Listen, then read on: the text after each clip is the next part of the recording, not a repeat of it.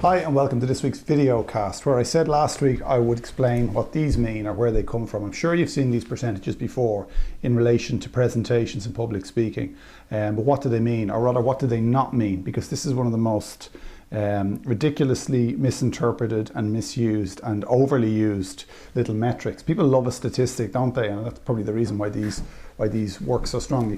What it says is when you speak to somebody, what affects the way that what they hear is only 7% dependent on the words, 38% dependent on your tone of voice, and 55% dependent on your body language. I'll write that down because it's really quite amazing. Words, face, or sorry, tone rather, and body. Okay, now we know this anecdotally, really, I suppose, in many ways. For example, if you were to say to me, "Oh, good news! I just got promoted at work," and I was to go, "Oh, that's just amazing! I'm so happy for you. You're, that's great. You know, well done, you." Obviously, I don't mean what I say because my body language and my facial expressions don't match what I'm saying. I'm no actor, so let's get somebody to give you a better example of that. This is an example of the same thing, a kind of a masterclass in not meaning what you say.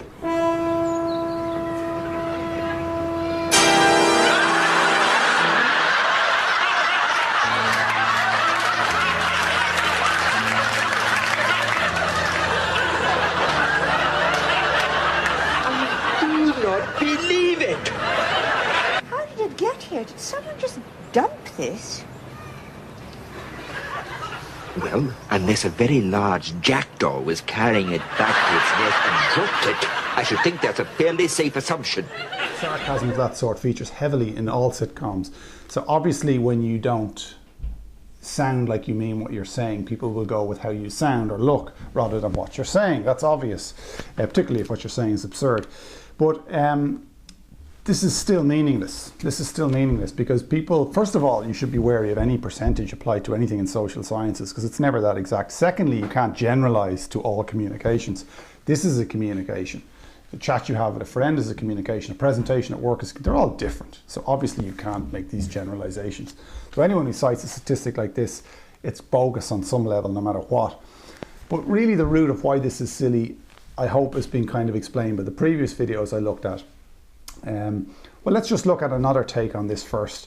This is a clip, I'll send you the link to this as well, which explains some more of the absurdity to using this metric. So let's just look at this video clip first, and then I'll make a different comment afterwards. Here's Fred. He's got something to tell us. Got that? If we pick up 55% of meaning from facial expressions, we should be getting more than half of Fred's message by now. How about this?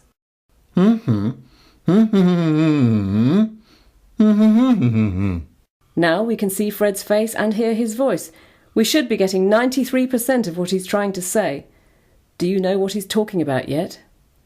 OK, let's add the remaining 7%, the words. How come so many communications professionals still believe this nonsense? Good question, Fred. Maybe it's because it has the status of science. So it comes from a study done by a guy called Mehrabian in the 60s. You might have heard the name Mehrabian mentioned. I won't go into details on what he studied or how he did the experiment, but it can't be generalized is the point if you read up on it. But more to the point, I think that video shows the slight absurdity with ignoring the words.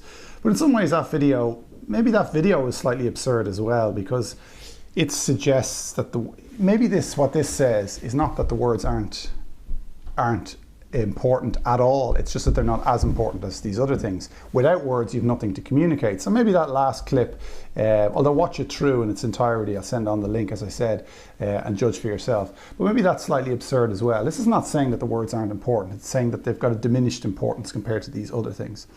But this is still nonsense for a different reason that people don't often cite. And I hope the videos we've looked at over the last couple of weeks would sort of throw a bit of light on that. Really, it is, if your body language and your words don't match or your tone doesn't match, you will go with the tone. You will go with what the person sounded like they meant rather than what they actually said. Fair enough. But in real life, that doesn't happen. You know, in real life, if someone says to you, my child is really sick, or, you know, my mother died, or something really bad happened, You don't have to think to yourself, okay, what tone of voice do I need to answer this point or to say something back? What body language do I need to work out here to make this message seem reasonable? You sound grave, or you sound shocked, or you sound sad, because you are. And that's the clips that we've looked at the last few weeks hopefully bear that out. The people communicated with conviction because they looked like they meant what they were saying, because they did mean what they were saying. They were telling their own stories, they were annoyed about something, they were trying to get an opinion across. In other words, the 7% begets the other, now these percentages are daft anyway, but the 7% begets the other 93% anyway. If you want this stuff to work, get this stuff right first. Because if you really believe in what you're saying, if you really have lived it and understand it, and why would you give a presentation on something that you weren't in some ways the expert in, that you don't know innately and haven't got stories to tell about? And if you do, and you communicate them with any kind of conviction, the other stuff happens naturally. So when anyone cites this to you, often it's an excuse to focus on this stuff, body language and eye contact. These things happen naturally. You will not fake this stuff. It's too difficult. It's too sophisticated. You don't need to, is the important point.